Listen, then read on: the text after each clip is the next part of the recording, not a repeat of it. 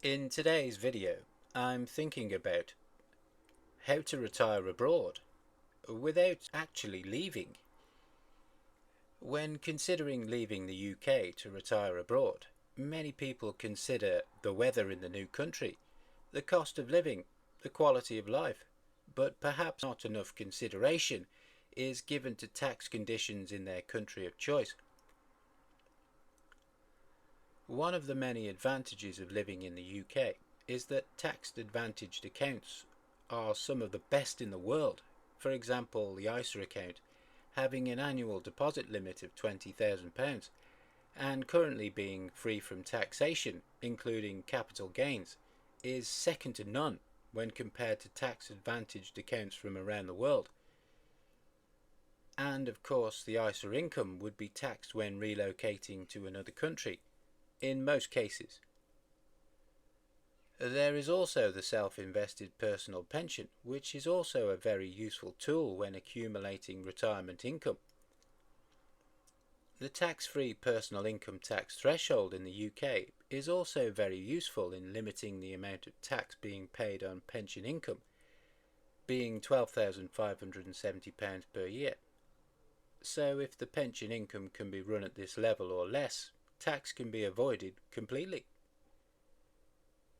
So if the pension income from a workplace pension run at or below the personal tax threshold is combined with income from dividends within an ISA, this could mean a very comfortable retirement.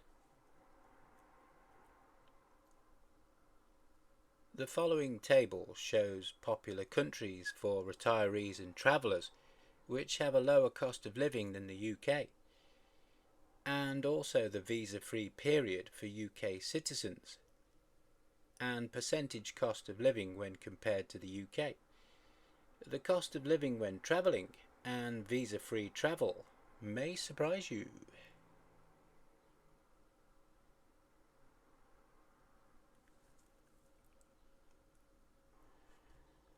The UK has a standard residency test for those who are attempting to settle into the country and also for those who are leaving. The test has a number of ties to the country to determine whether you are considered to be a tax resident. The list of these tests is: number 1, whether you have UK resident family; number 2, whether you have substantive UK employment for more than 40 days in a tax year; number 3 is whether you have accessible UK accommodation that you stay in for more than one night in the year; number 4 is whether you are present in the UK for more than 91 days in any of the previous 2 tax years; and number 5 is whether you are present in the UK any more than any other country. So the minimum amount of time that you could spend in the country, with the maximum amount of ties being 5, is 16 days, which is extremely low, which maintains the ability to use the tax-advantaged accounts like the ISA and the SIPP, and also avoids being caught out as a tax resident in another country, as long as you don't stay in the other country for too long. This means that it is possible that you could spend as much as 11 months and 14 days abroad in any one year, which would allow you to take advantage of all the benefits of enjoying exploring foreign countries whilst maintaining a UK tax residency. So just on the spreadsheet here, so we have the first column, which is the country, then we have the cost of living in dollar per month for a single person, the cost of living in pound per month, and the cost of living in euro per month, and then we have the percentage cost of living of the UK, the visa-free period for UK citizens, the number of days spent in the country as an example, and then the last column is the cost of living for the number of days in the country from our example. So the first country which has a visa-free period is Egypt, which has 15 days. So we are spending 15 days in Egypt with a theoretical cost of living of 143 in pound. And then we have the Philippines, which has a 30-day visa-free period. So we are spending 30 days in the Philippines with 447 as a cost of living. And then we have 30 days in Vietnam, which has a visa-free period of 45 days, which is 469 in pound. And then we have Malaysia, which has a visa-free period of 90 days. So we are choosing to spend 30 days in Malaysia, which has a cost of living of 602 for 30 days.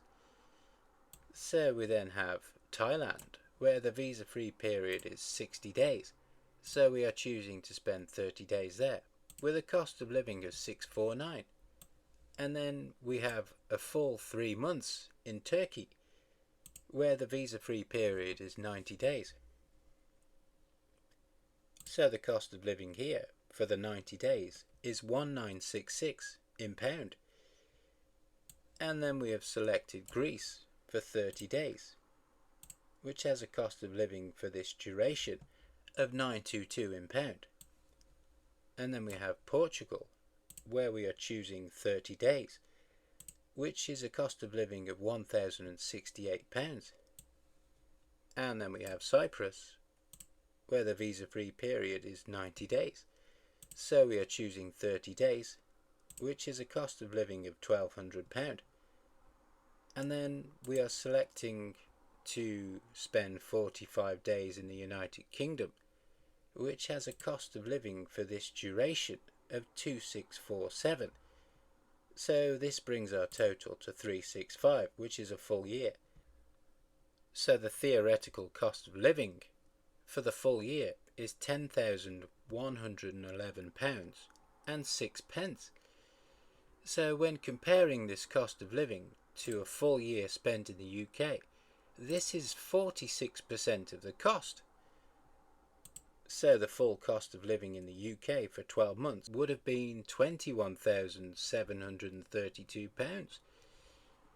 So an example order of travel may be Turkey, then Egypt, Thailand, Vietnam, the Philippines, Malaysia, and then coming back to Europe for Cyprus, Greece, and Portugal. So the outcome is that there are many countries where you can live for substantially less than the cost of living of the UK for the majority of the year.